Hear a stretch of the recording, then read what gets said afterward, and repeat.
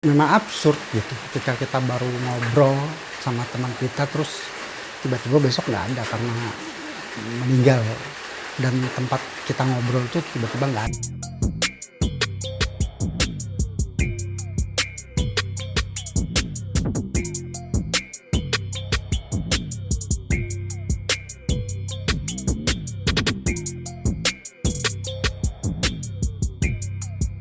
Halo semuanya, dimanapun Anda berada, jumpa lagi dengan saya di Pocong dan kali ini kita akan bahas sesuatu yang agak berat ya, tentang sebuah eksistensialisme dan absurditas. Dan di Eropa itu absurditas dan eksistensialisme itu berkembang setelah Perang Dunia I dan dimulai dan makin menguat setelah Perang Dunia Kedua ya, karena eh, ab- memang absurd gitu ketika kita baru ngobrol sama teman kita terus tiba-tiba besok nggak ada karena meninggal dan tempat kita ngobrol tuh tiba-tiba nggak ada. Nah di Indonesia absurditas itu eh, gua merujuk pada satu nama, yaitu kita membahas tentang Iwan Simatupang, yang karya-karyanya RT 0 RW 0, Petang di Taman, dan Bulan Bujur Sangkar.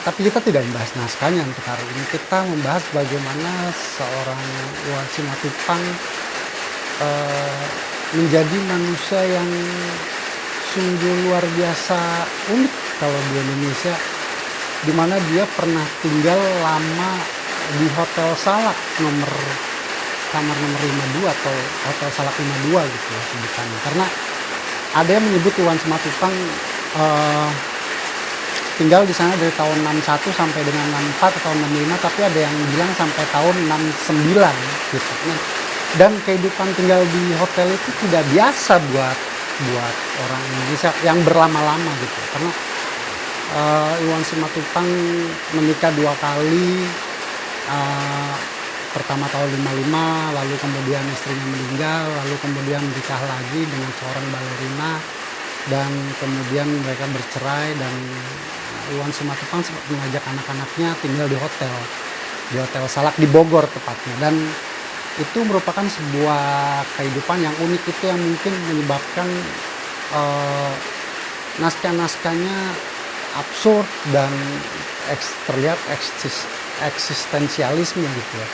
Itu dilihat bagaimana dengan judul-judulnya RT 0, RW 0, bagaimana orang seperti Albert Camus juga tidak punya harapan untuk hidup, bagaimana juga ini juga bagaimana berhubungan dengan Iwan Simatupang membangun relasi dengan teman-temannya, eh, dengan para penerbit yang menerbitkan karya-karyanya, terutama novel-novelnya Merah Darah, karena dia menulis novel tahun 60 baru diterbitkan tahun 68. Lalu bagaimana dia hidup, dia kadang-kadang mengeluh, eh, mungkin juga kehilangan istrinya merupakan sebuah pukulan berat bagi dirinya yang membuat Iwan Simatupang itu hidupnya seperti sangat sangat dilanda kegalauan hatinya. Dan tapi hal menarik gitu bahwa di Indonesia ada ternyata eh, manusia hidup tinggal dari hotel ke hotel gitu, atau tinggal di hotel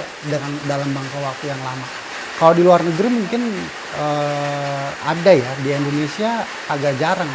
Dalam artian, kalau kecuali kalau zaman sekarang mungkin orang kaya, orang tuanya orang kaya dia tinggal. Sementara Iwan Simatupang enggak, dia mencoba bertahan hidup gitu.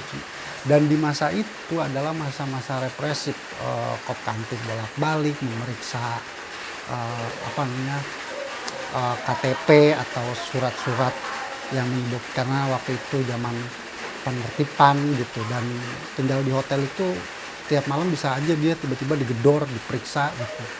Dan itu yang menyebabkan mungkin naskah-naskah Iwan Simatupang, terutama naskah dramanya, menjadi sangat absurd gitu. Ketika di Petang di Taman juga orang-orang yang punya pendirian tapi mencoba berkomunikasi, tapi komunikasinya menjadi tidak lancar karena mereka punya pegangan masing-masing. Begitu juga RT 0 RW 0, dan tentu yang terakhir gua tonton di RTJ 2019 kemarin, anak Jakarta Barat itu bawain Bulan Bujur Sangkar gitu, di mana ada anak muda, orang tua, segala macem, ya itulah gitu. Tapi yang jelas genre eksistensialisme dan absurdisme di Indonesia itu sangat jarang penulis lakon, penulis naskah gitu, itu sangat jarang. Dan Iwan Simatupang termasuk salah satu penulis absurdisme dan eksistensialisme yang sangat dikenal di Indonesia, dan karya-karyanya itu sangat sering dibawakan terutama di pentas-pentas teater gitu. Terutama buat bahan studi filsafat, bahan studi bagaimana manusia berinteraksi, manusia tidak mampu berinteraksi, dan seperti juga temannya pada saat mengantarkan Iwan Simatupang ke hari bahan terakhir Frans Edawang waktu itu menjadi menteri. Iwan Simatupang itu bagaikan sebuah simfoni yang belum selesai. Jadi chapter hidup adalah sebuah chapter lain setelah hidup. Dan sebetulnya sama seperti kita juga menonton drama lain, pasti akan ada drama sebelumnya yang kita nggak tahu, atau kita tidak tulis atau kita belum nonton gitu. Jadi seperti itu. Itu hal yang menarik dari seorang Iwan Simatupang. Tinggal di hotel itu selama bertahun-tahun dengan di kamar yang sama, membawa anak, lalu dia masih sempat ada mengasih makan untuk grup latihan di Bogor gitu, latihan teater, dia penyedia konsumsi. Dan itu hal yang buat gue menarik gitu, karena hal yang berbeda dilakukan sama orang-orang lain gitu. Bahwa tinggal di hotel itu ternyata ada gitu orang Indonesia yang tinggal di hotel bertahun-tahun. Gue nggak tahu, terutama untuk penulis naskah atau pemain drama, kalau tinggal di sekretariat atau di sebuah komunitas mungkin iya, tapi ketika dia tinggal di sebuah hotel lalu dia menulis naskahnya di situ, disitulah dunia komunikasi dengan dunia mungkin menjadi limbung. Dan karena ruangan yang berkotak-kotak itu tidak ada taman, tidak ada apa, dan ketika keluar dia harus keluar dari hotel gitu. Jadi ini sangat unik. Jadi mungkin karya-karyanya yang menyebabkan karya-karya Iwan Simatupang itu unik juga gitu.